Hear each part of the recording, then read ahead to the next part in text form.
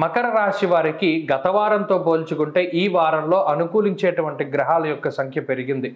ముఖ్యంగా రాశిలోనే సంచారం చేస్తూ ఉండేటువంటి శుక్రుడు, రెండవ స్థానంలో ఉండేటువంటి బుధగ్రహము, అలాగే ఈ వారంలో చంద్రబలం కూడా అధికంగా ఉండడం వల్ల గత వారంతో పోల్చుకుంటే కొంత పరిస్థితుల్లో మార్పు అనేటువంటిది గమనించవచ్చు. అయితే జన్మరాశిగత కుజుడు చతుర్థ స్థానంలో ఉండేటువంటి గురువు, ఈ చతుర్థ దశమ స్థానాల యొక్క స్థితిగతులు గనక మనం పరిశీలన చేస్తే, అనగా గురువులగాయితూ దశమంలో కుజుడున్నారు, కుజుడు నుండి చతుర్థమందు గురుడున్నారు. ఈ ప్రకారంగా చూసినప్పుడు ఈ పరిస్థితులు ప్రధానంగా అటు కుటుంబం మీద, ఉద్యోగం మీద, చదువు మీద ఎక్కువ ప్రభావాన్ని చూపెడతాయి. అంతేగాక స్వయంకృతాపరాధాలు ఎక్కువ చేసేలా చేస్తాయి. మకర రాశి వారు ఎప్పుడో ఒకటి గుర్తుపెట్టుకోవాలి, తన కోపమే తన శత్రువు. ఎంత కోపం వస్తూ ఉంటే అంతలా కోపాన్ని కంట్రోల్ చేసుకుంటూ ఉండడం, అలాగే ఎక్కడా కూడా అతిగా మాట్లాడకుండా ఉండడం లాంటివి చేయడం ద్వారా ఇప్పుడు ఉన్నటువంటి ఈ గ్రహస్థితి నుండి సమర్థవంతంగా బయటపడగలుగుతారు. ఎందువల్ల అంటే జ్వరం ఖడ్గవ్రణం చైవ భార్యాబంధు విరోధకృత్ అన్నారు.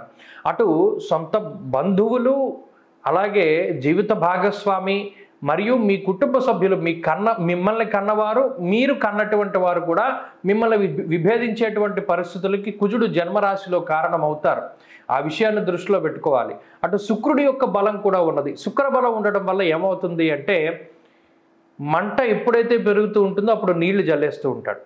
అంటే మీకుండేటువంటి సమస్యని పెంచనివ్వకుండా శుక్రుడు ఉపయోగపడతారు, కానీ సమస్య రాకుండా శుక్రుడు చెయ్యలేరు. సమస్యలు వస్తాయి, తగ్గుముఖం పట్టేలా చేస్తాడు. కాబట్టి అక్కడ శుక్రబలం ఎందుకు ఉపయోగపడుతుంది అంటే, మంట పెరిగిపోకుండా నీళ్లు జిమ్మేటట్టుగానే ఉపయోగపడుతుంది. కాబట్టి ఇక్కడ మీరు కూడా ఏం చేయాలి? మౌనంగా ఉండడం, మాట్లాడకుండా ఉండడం, ఎవరి రహస్యాలని ఇంకొకరికి చేరవేయకుండా ఉండడం, కోపం తగ్గించుకుంటూ ఉండడం, అలాగే బంధువులతోటి, మిత్రులతోటి, కుటుంబ సభ్యులతోటి మాట్లాడేటప్పుడు చాలా జాగ్రత్తగా మాట్లాడుతూ ఉండడం, మరీ ముఖ్యంగా మీకు సంబంధించినటువంటి రహస్యాలను సైతం బట్టబయలు చేయకుండా ఉండేటువంటి పరిస్థితుల్లో గనక మీరు ఉండగలిగితే ఈ వారం మంచి ఫలితాలు వస్తాయి.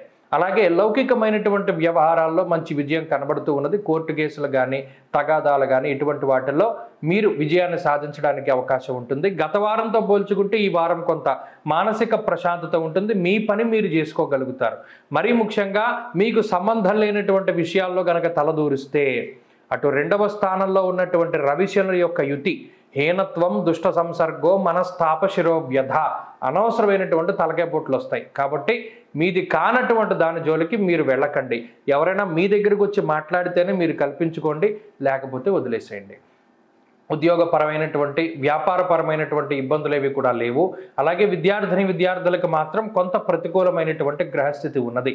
స్త్రీలకు ప్రత్యేకించి చిన్న చిన్న అనారోగ్య సమస్యలు కనబడుతూ ఉన్నాయి, దాటగలుగుతారు.